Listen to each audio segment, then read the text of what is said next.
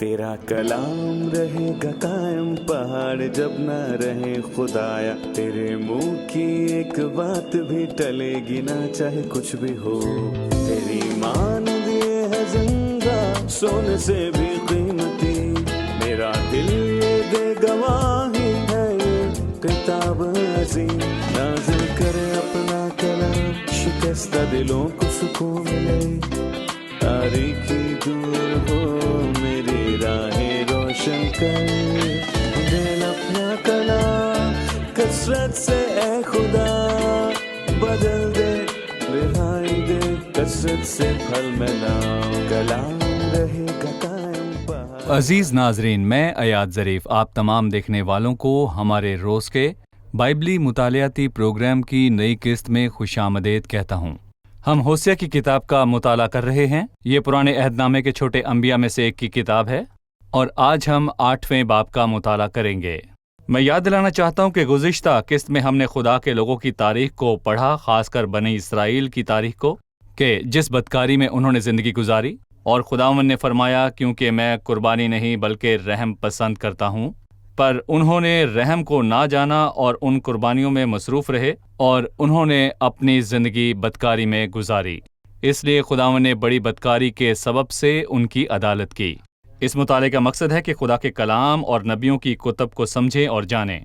हम खुदा को जानें और उसका खौफ मानें और अपनी अमली ज़िंदगी में उसकी पाकीज़गी की ताज़ीम करें।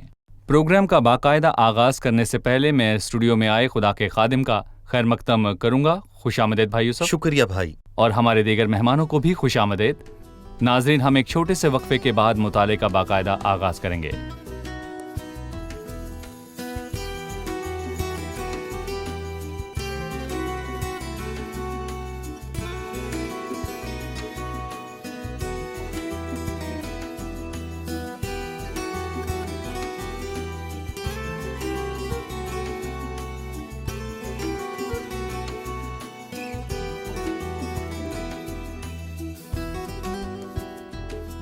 खुशामदीद भाई यूसुफ। शुक्रिया भाई, हमें याद दिलाएं हमने अपनी गुफ्तगू का इख्तिताम कहाँ किया। हम 8वां बाब शुरू करने से पहले 7वें बाब की बात करेंगे।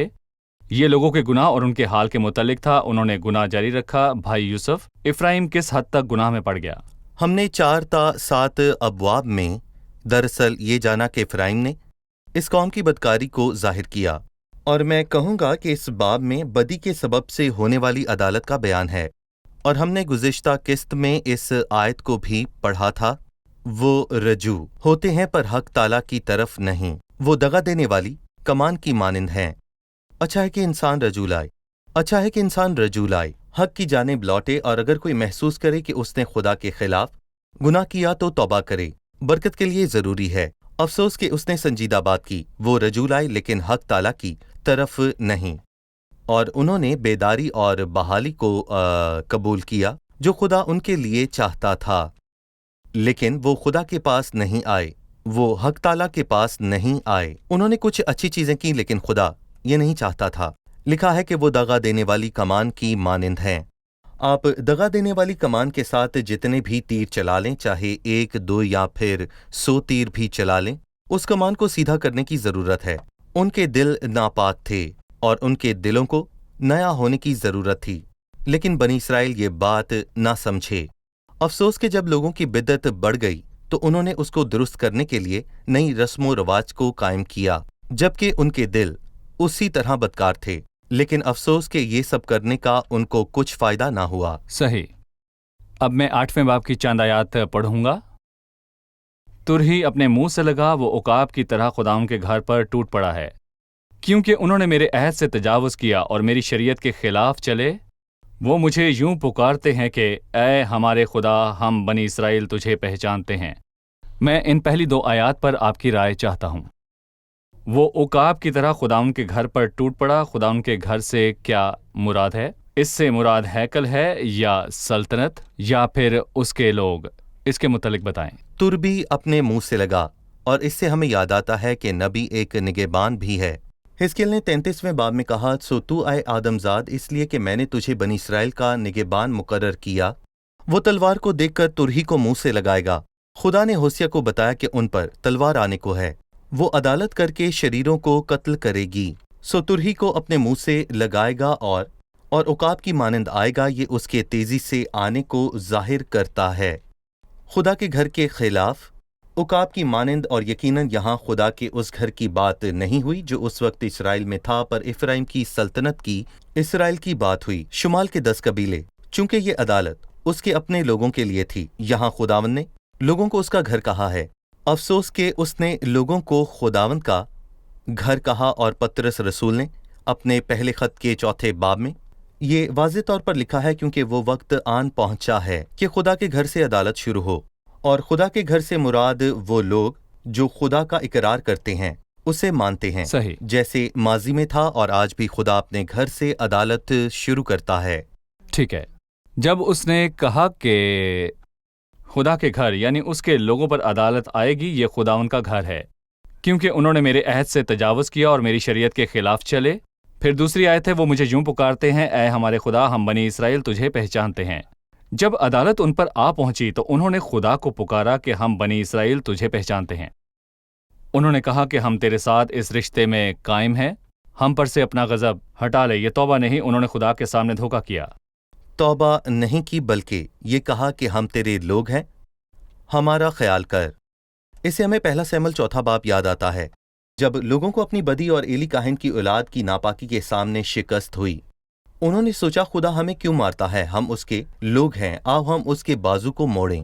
کوئی احمق ہی خدا کے بازو کو موڑنے کا سوچ سکتا ہے۔ انہوں نے خدا کی مرضی کے بغیر خدا کے عہد کے صندوق کو لانے کا سوچا کہ وہ فتح پائیں گے۔ توبہ کے بغیر خدا کی برکت کو حاصل کرنے کا سوچنا، میں کہوں گا کہ بے وقوفی ہے، اور ایسا نہیں ہوگا۔ اور اسی لیے انہوں نے کہا کہ ہم تجھے پہچانتے ہیں۔ کیا خدا انہیں جانتا ہے؟ خداوند نے 2 مرتبہ متی 7 اور لوکا کے 13 باب میں یہ کہا کہ وہ ان سے کہے گا کہ میں تمہیں نہیں جانتا۔ وہ خدا کو کیوں کہتے ہیں کہ ہم تجھے پہچانتے ہیں، جبکہ خدا کہتا ہے میں تمہیں نہیں جانتا؟ اور اس نے بے وقوف کواریوں سے کہا میں تمہیں نہیں جانتا۔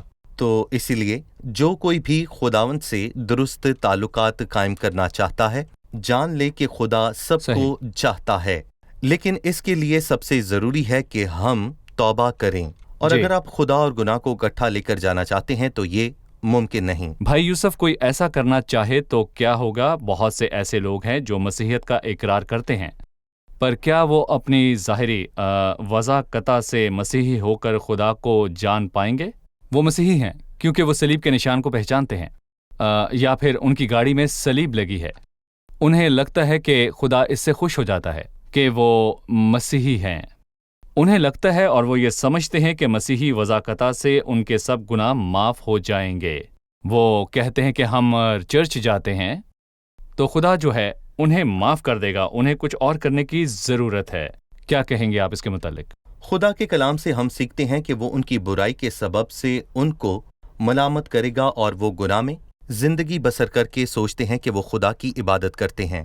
ان کے گناہوں میں اضافہ ہوتا ہے۔ یہ مت سوچیں کہ اس سے آپ کے نیک اعمال میں اضافہ ہوتا ہے، یہ بدی میں اضافہ ہے۔ اور ہم نے یہ قائن سے سیکھا، اور تاریخ کی شروعات ہی سے یہ موجود ہے۔ اور بائبل مقدس میں آدم کے بیٹے قائن کے لیے لکھا ہے کہ اس کے مذہبی کام ہی اس کی بدی کا سبب بنے۔ اس نے اپنے بھائی کو قتل کیا کیونکہ اس کے اعمال برے تھے اور اس کے بھائی کے اعمال نیک۔ اس کے مذہبی کام بھی خدا کی نظر میں بدی ٹھہرے اور اس نے اپنے بھائی کو قتل کیا۔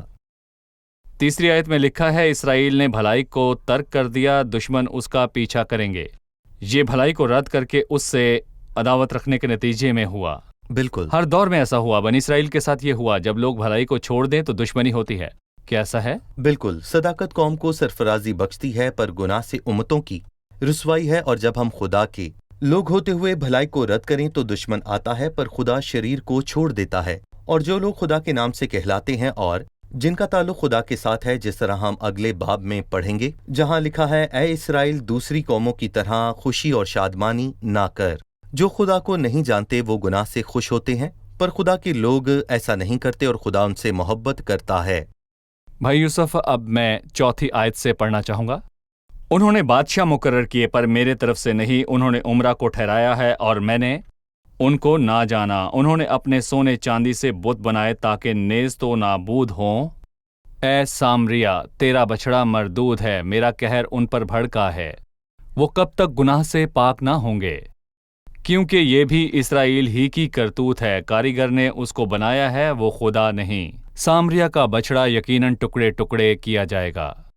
میں ان آیات پر آپ کی رائے چاہتا ہوں۔ در حقیقت خدا کا کلام بہت ہی عجیب ہے۔ انہوں نے بادشاہ مقرر کیے پر میری طرف سے نہیں۔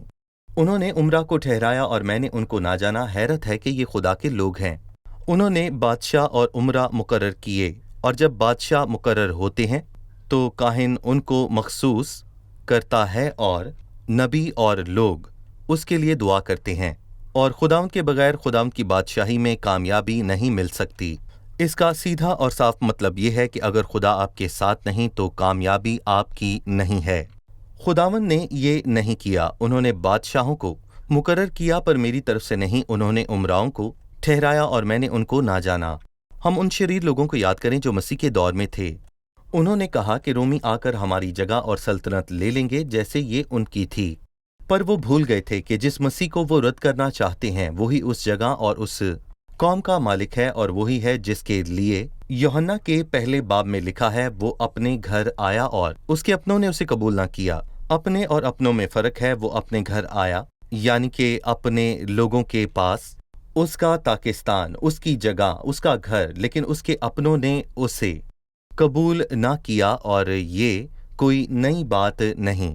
انہوں نے بادشاہ مقرر کیے پر میری طرف سے نہیں۔ انہوں نے خدا سے نہیں پوچھا، بلکہ میں کہوں گا کہ انہوں نے آزاد ہو کر اپنے سارے معاملات کا فیصلہ کیا، اور گناہ کی سب سے اچھی تعریف یہی ہے کہ اپنی مرضی کرنا اور اپنے جی، خدا مطابق سے آزادی۔ کرنا۔ اپنی مرضی کرنا ہی دراصل گناہ ہے، اور یہی سچ ہے۔ ٹھیک ہے، ابھی ہم ایک رپورٹ دیکھیں گے، پھر مطالعے میں آگے بڑھیں گے۔ ہوسیہ کی کتاب میں انسان کی بدکاری کا بیان ہے۔ جو گناہ وہ چھپ کر کرتے تھے اب سب کے سامنے کرنے لگے، ان میں شرم و لحاظ باقی نہ رہا۔ ان لوگوں کو اپنے ان گناہوں پر کوئی پچھتاوا نہ تھا۔ خدا ان کے گناہوں اور ان کی بدکاری کو معاف کرنے کو تیار تھا، بشرطے وہ توبہ کرتے اور اس کی طرف رجوع کرتے، لیکن انہوں نے اپنی بدی کو جاری رکھا اور گناہ میں دھستے چلے گئے۔ کوئی حق کے لیے کھڑا نہیں ہوا، لوگوں کے عمرہ بھی نہیں۔ وہ لوگ خدا کی جانب کبھی سرد اور کبھی گرم رہے، وہ دو طرفہ رائے رکھتے تھے۔ اس کے نتیجے میں خدا اور اس کا خادم ان سے خوش نہ ہوا۔ خدا کے ساتھ رشتہ گوا دینا ہی ہر مسئلے کی جڑ ہے۔ آج انسان اپنی خوشی ڈھونڈتا ہے، اس کو خالق کی ضرورت محسوس نہیں ہوتی۔ بھائی ایاد ہمیں اس کے معنی سمجھائیں، جو 5ویں آیت میں لکھا ہے، ہمیں اسے سمجھنے کی ضرورت ہے۔ ایک بار پھر سے آپ 5ویں آیت کی وضاحت فرما دیں۔ جی، مردے کا معنی ہے کہ اس سے بدبو آتی ہے۔ اس کے لفظی معنی سے آپ اس کو نہیں سمجھ سکتے کیونکہ یہ بچڑا سونے کا بنا ہوا تھا، اس سے بدبو آنا ممکن نہیں، اور اس کے روحانی معنی سمجھنا بہت ہی ضروری ہے، کیونکہ بچڑے کی عبادت سے لوگ بدی کی طرف بڑھے اور انہوں نے بدترین کام کیے۔ زناکاروں اور سدومیوں کے گھر ہمیشہ بت پرستی کی جگہ کے نزدیک ہی پائے جاتے ہیں، اور میں کہوں گا کہ افسوس کہ خدا کے لوگوں نے سامریا میں ایک بچڑا ڈھالا اور اس کی عبادت کی اور اپنی رسومات ادا کیں۔ اس بت پرستی کے نتیجے میں اس کتاب میں 28 مرتبہ حرام کاری کا لفظ استعمال ہوا، یعنی 4 ضربے 7۔ انہوں نے یہ نہیں کہا کہ آؤ جا کر حرام کاری کریں، بلکہ کہا کہ آؤ جا کر بت پرستی کریں۔ اور بنی اسرائیل کی ساری کہانی میں کہوں گا یہ 2 مرتبہ ہوا۔ پہلی بار گنتی کے 32ویں باب میں انہوں نے سونے کے بچڑے کو ڈھالا، اور پھر ان لوگوں نے بیٹھ کر کھایا پیا اور اٹھ کر کھیل کود میں لگ گئے، کیونکہ جو بچڑا ہارون نے بنایا وہ انہی کا بنوایا ہوا تھا۔ اور دوسری مرتبہ جب اسرائیلیوں نے بال فغور کی پوجا کی اور مواب کی بیٹیوں کے ساتھ زنا کاری کی، پس صحیح۔ حرام کاری کا تعلق بت پرستی سے ہے۔ انہوں نے بچڑے کی عبادت کی اور بت پرستی کی، چڑھائی قربانیوں سے بدبو آتی تھی، ان کی رسم و رواج بہت ہی عجیب تھیں۔ جی ٹھیک ہے۔ 7ویں آیت میں لکھا ہے، بے شک انہوں نے ہوا بوئی، وہ گرد باد کاٹیں گے، نہ اس میں ڈنڈل نکلے گا، نہ اس کی بالوں سے گلہ پیدا ہوگا، اور اگر پیدا ہو بھی تو اجنبی اسے چٹ کر جائیں گے۔ میں ان الفاظ پر آپ کی رائے چاہتا ہوں۔ انہوں نے ہوا بوئی اور اجنبی اسے چٹ کریں گے، یعنی ان کے اناج میں کوئی برکت نہیں۔ جی بھائی یوسف، کیا کہیں گے؟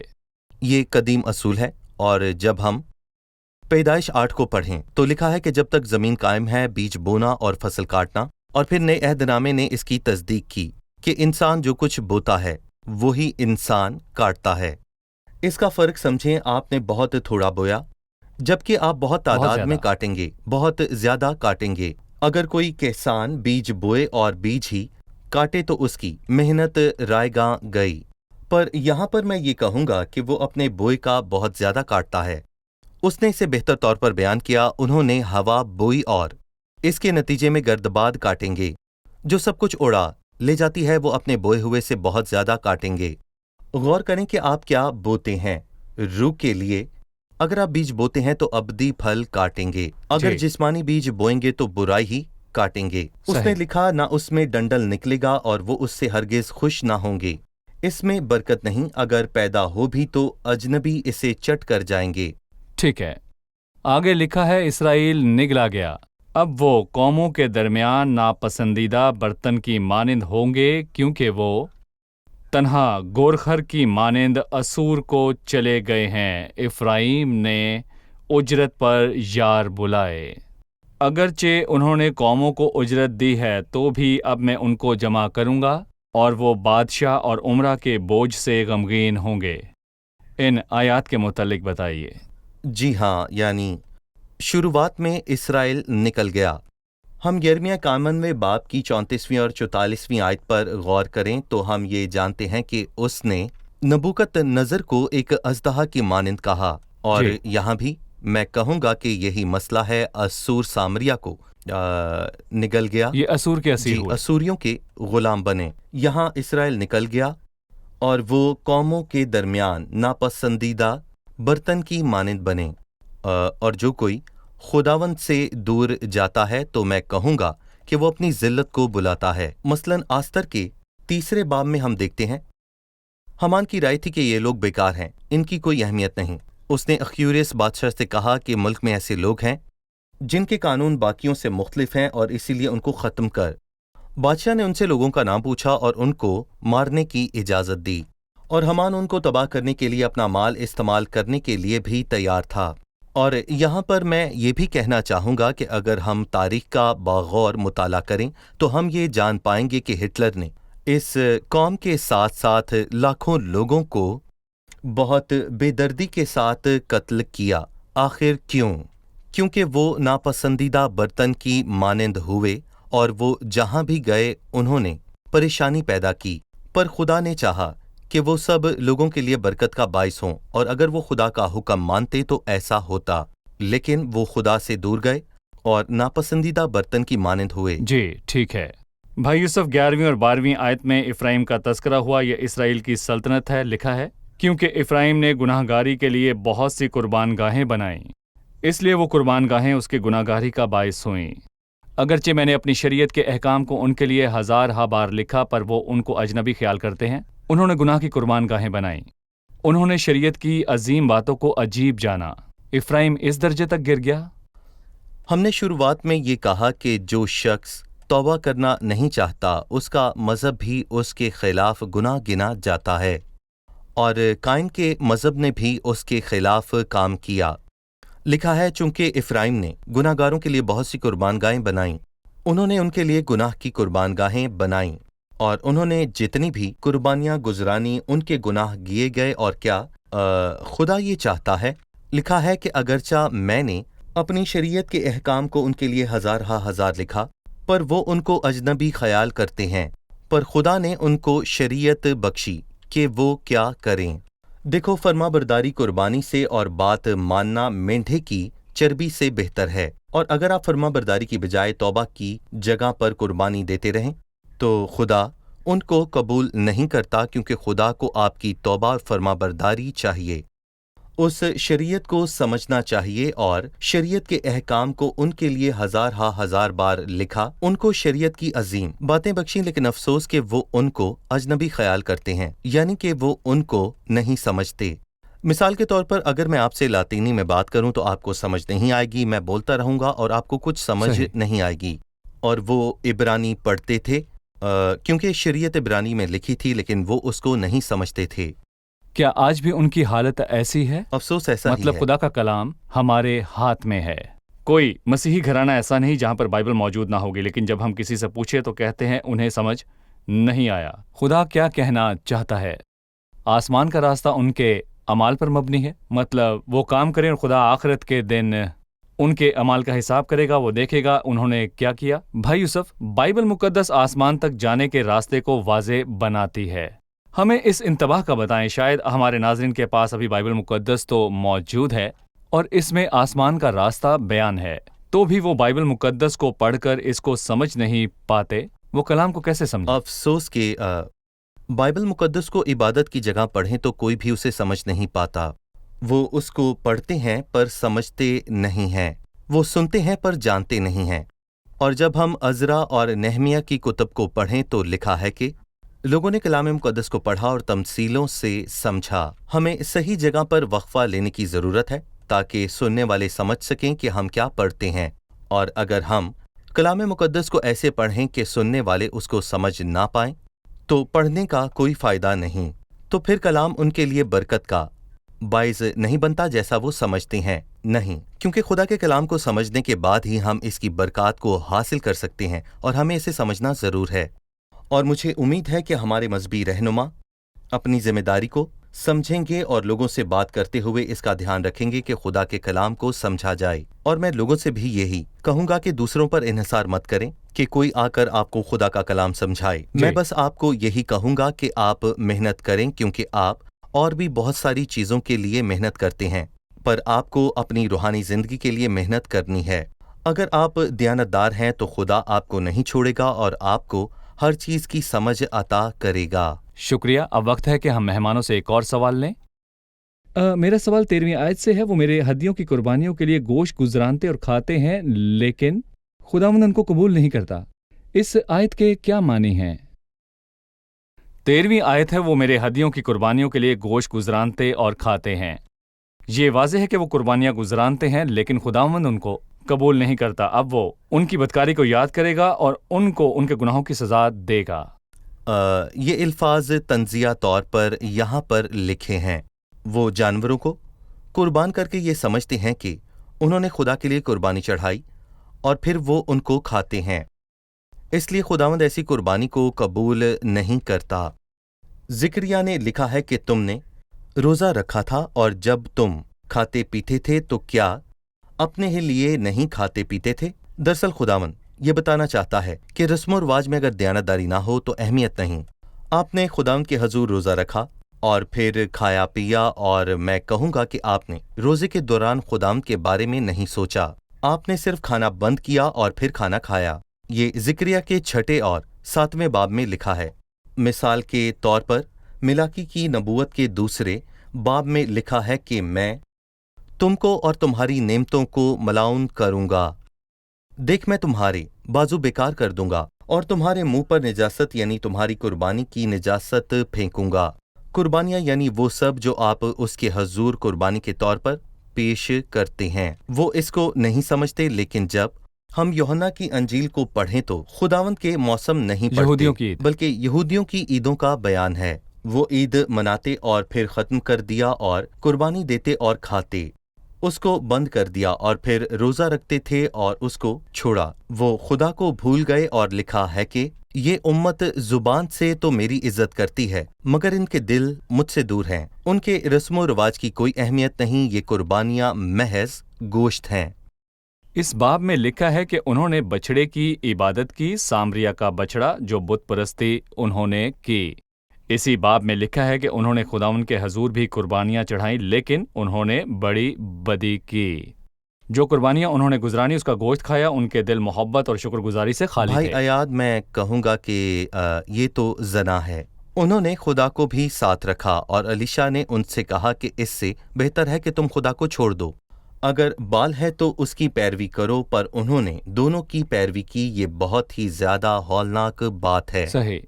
14ویں آیت اس باب کی آخری آیت ہے۔ اسرائیل نے اپنے خالق کو فراموش کر کے بت خانے بنائے اور یہودا نے بہت سے حسین شہر تعمیر کیے، لیکن میں اس کے شہروں پر آگ بھیجوں گا اور وہ ان کے قصروں کو بھسم کر دے گی۔ اس آیت پر اپنی رائے دیں۔ اگر آپ خداوند سے دور ہیں تو آپ کسی کامیابی کی توقع نہ رکھیں۔ ایسا نہیں ہوگا۔ آپ اپنا کیسر بنا لیں گے اور تباہ کرنے والا آئے گا اور ان کو تباہ کرے گا، کیونکہ آپ خدا سے دور ہیں۔ خدا کو جاننا ہی برکتوں کا آغاز ہے، اور خدا کا خوف حکمت کا شروع ہے۔ وہ خدا کے سامنے عاجزی سے حاضر نہیں ہوئے، اپنی شرارت ہی میں محل تعمیر کیے۔ وہ اپنے محلوں میں قوی اور طاقتور محسوس کرتے ہیں۔ شکریہ بھائی یوسف، ہم پروگرام کے اختتام پر ہیں۔ آئیے مہمانوں سے ان کی رائے جانیں۔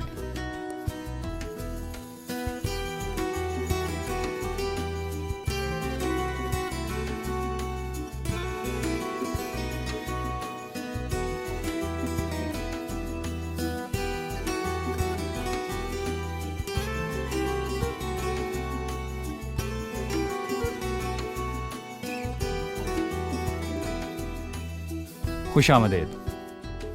پہلی آیت ہے، ترہی اپنے منہ سے لگا، وہ عقاب کی طرح خدا ان کے گھر پر ٹوٹ پڑا۔ اس کے کیا معنی ہیں؟ ہم نے سیکھا کہ نبی کی خدمت نگہبان کی طور پر ہے۔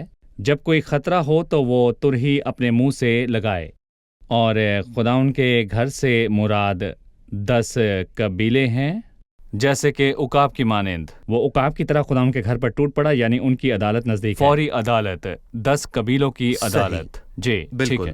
7ویں آیت ہے، بے شک انہوں نے ہوا بوئی، وہ گرد باد کاٹیں گے۔ ہوا بونے اور گرد باد کاٹنے سے کیا مراد ہے؟ آج کے پروگرام میں ہم نے سیکھا کہ جو بیج ہم بوئیں اس سے زیادہ کاٹتے ہیں، اس لیے دھیان رہے کہ کیا بوتے ہیں، کیونکہ ہم ایک بیج بوتے ہیں پر بہت سا پھل کاٹتے ہیں۔ ٹھیک ہے جی بھائی یوسف، صحیح۔ 12ویں آیت ہے، اگرچہ میں نے اپنی شریعت کے احکام کو ان کے لیے 1000 بار لکھا، پر وہ ان کو اجنبی خیال کرتے ہیں۔ جی بتائیں۔ ہم نے جانا کہ خدا کی شریعت ہر وقت وہاں موجود تھی، لیکن افرایم نے اس کو کھول کر پڑھنا نہ چاہا۔ یہ ان کے لیے عجیب چیز تھی، جیسے ان کے لیے ایک فرق زبان میں ہو، وہ خدا کے احکامات کو نہ سمجھ سکے۔ شکریہ بھائی یوسف، اور مہمانوں کا بھی شکریہ۔ عزیز ناظرین، مجھے ذاتی طور پر یہ تنبیہ حاصل ہوئی، اور میں خدا کے کلام میں سے آپ کے ساتھ یہ بانٹنا چاہتا ہوں کہ بنی اسرائیل، افرایم اور باقی 10 قبیلوں کے ساتھ کیا ہوا۔ بے شک انہوں نے ہوا بوئی، وہ گرد باد کاٹیں گے۔ جو ہوا بوتا ہے وہ گرد باد کاٹتا ہے۔ بائبل مقدس کا اصول ہے، کیونکہ آدمی جو کچھ بوتا ہے وہی وہ کاٹے گا۔ ناظرین، خدا ان کے پاس لوٹ آئیں اور اس کو پورا کریں۔ اپنی افتادہ زمین پر ہل چلاؤ اور کانٹوں میں تخم ریزی نہ کرو۔ خداوند سے کہیں، میرے دل کو صاف کر تاکہ جب میں تخم ریزی کروں تو صحیح طور پر کروں، میں راستی سے بیج بوؤں۔ اگلی قسط میں آپ سے پھر ملاقات ہوگی۔ خداوند آپ کو برکت دے۔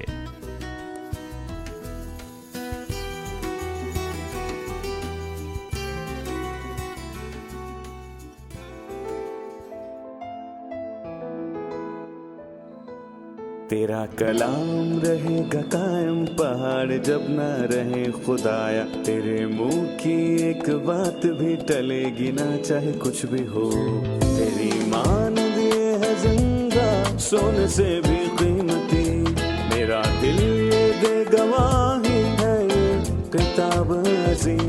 نازل کرے اپنا کلام، شکستہ دلوں کو سکون ملے، تاریکی دور ہو میری راہیں روشن کر، دل اپنا کلام کثرت سے اے خدا بدل دے، رہائی دے کثرت سے پھل ملاؤ۔ کلام رہے گا قائم، پہاڑ جب نہ رہے خدایا، تیرے منہ کی ایک بات بھی ٹلے گی نہ، چاہے